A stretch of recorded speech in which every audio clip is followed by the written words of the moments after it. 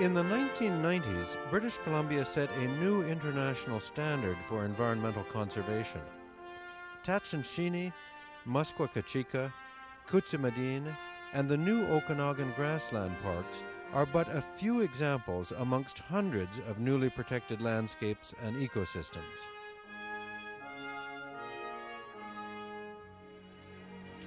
But one large region on Vancouver's doorstep remains almost totally vulnerable to the bulldozer and the chainsaw. Despite scenery and ecological diversity rivaling any place on Earth, the Lillooet Forest District has largely escaped protection. Here, within 300 kilometers of Vancouver, lie BC's oldest conservation proposal and dozens of other wilderness gems. Most are imminently threatened. The Stein Valley, saved by its formidable canyon and a 20-year campaign by environmentalists and the Lytton Indian Band, is the Lillooet region's only large protected watershed. A traveler flying over BC's coast mountains might think our wilderness unlimited. Extending far beyond the horizon, the ice-bound fastness of Mount Waddington and its neighbors seems infinite and impenetrable.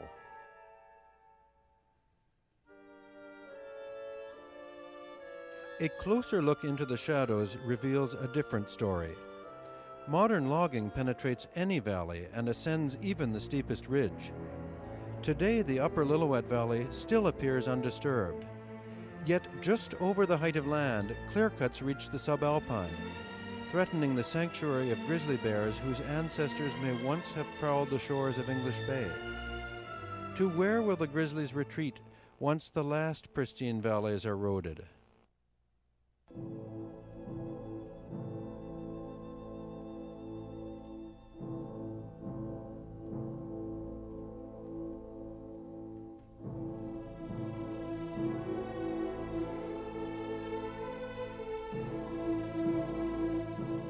In 1995, the provincial government initiated a comprehensive planning process for the Lillooet Forest District. Conservationists joined loggers, miners, and local residents to develop a consensual regional land use strategy. But planning has now reached a critical juncture. If key watersheds, animal migration corridors, and landscape features are not protected now, there will soon be nothing left to save. Not surprisingly, the forest and mining industries are happy to keep on talking. Time, after all, is on their side. Leading environmental groups have a different vision for this Rainshadow Wilderness. They are working hard for long-term conservation of its spectacular landscapes, unique ecosystems, and high recreational values.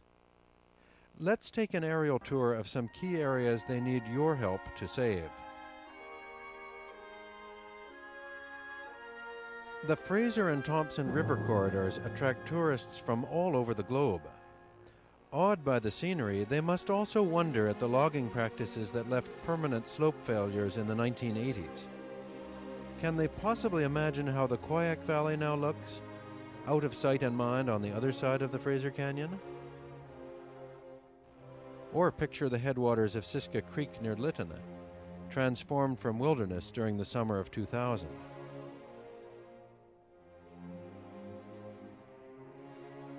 North of Lytton, two steep valleys on the west bank of the Fraser supplied drinking water to tiny Indian reserves at Siwi and Intopom. In the long history of the local First Nations, the Lillooet sawmill's tenure may well become a footnote. But its impact along the Duffy Lake Road between Pemberton and Lillooet will definitely outlive the mill. Here, unsustainable harvest rates have forced the working forest into early retirement, or at best, a prolonged layoff. Towering immediately north of the road, the Cayush Range is the ski industry's new El Dorado. A proposed development in Melvin Creek would convert this south slope alpine valley into a mini Whistler. To the north, Lost Valley still conserves the ecological continuum between Anderson Lake and the high alpine. But neighboring Halemore Creek is no longer wild. Across Anderson Lake from the Cayush lies the little-known Bendor Range. Its southern slopes already heavily logged. Whitecap Mountain sees the sun rise over the Shulaps and dusk enfold the Coast Range glaciers to its west. Thankfully, Kiri and Bob Lake's north-facing hanging valleys have been spared by their inaccessibility, high above the Bridge River Valley and Carpenter Lake. Neighbors were less fortunate.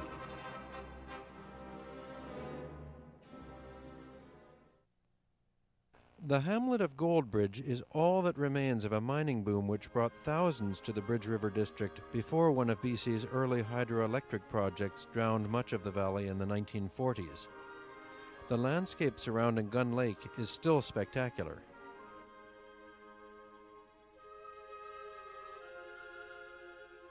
Clearcuts now extend almost to the Bridge River's glacial source.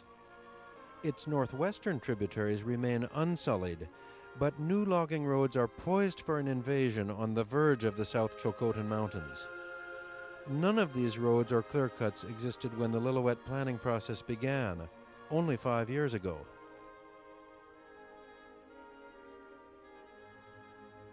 Turning east, some of BC's most famous hiking and horse riding country unfolds beneath us.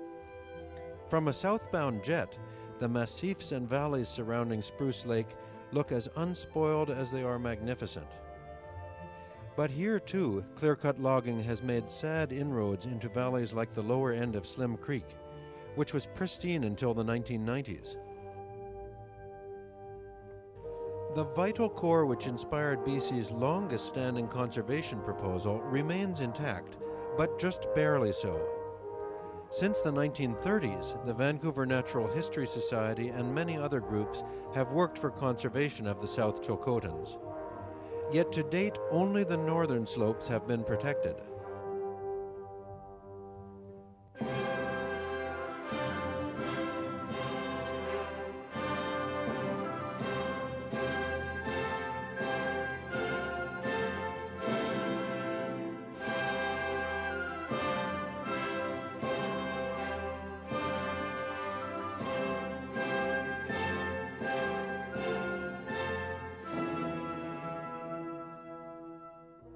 Here in Upper Tyotin Creek, brand new roads ascend the Bonanza Basin almost to the ridgeline, within 3 kilometers of Spruce Lake.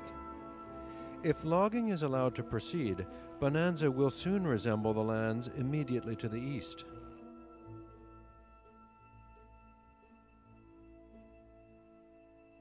Near the Bridge River's confluence with the Fraser lies some of BC's more unusual dry landscapes. Early sheep hunters, herders, and miners left but a light mark on the Yalakam River Valley. But the flea-bitten appearance of the Shulaps Mountains' northeastern flanks betides a worse fate for the Yalakam headwaters, where roads and clear cuts are sweeping onto the high plateau. Unless key watersheds in the Shulaps and Camel's Foot Range are preserved now, this magnificent fault valley will soon be just another checkerboard landscape, like the Chilcotin Plateau to the north. The dry spine of 9 Mile Ridge points east from the Shulaps toward the southern Caribou, culminating as Poison Mountain at the north end of the Camel's Foot Range. China Hat punctuates the southern rim of the Chilcotin Plateau, guarding the Pony Valley, an important moose habitat now encircled by industrial logging.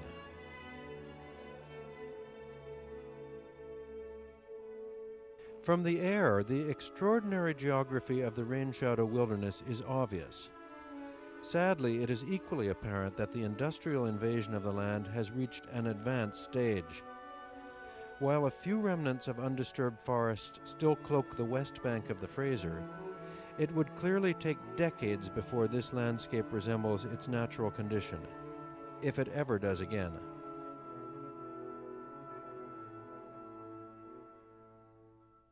Choosing between wilderness preservation and commercial forestry is never easy. But hard choices are always the most important ones a government or society can make. Time is running out for the Rainshadow Wilderness, and the clock is ticking faster. The question now is whether the right decisions will be made while we still have a choice.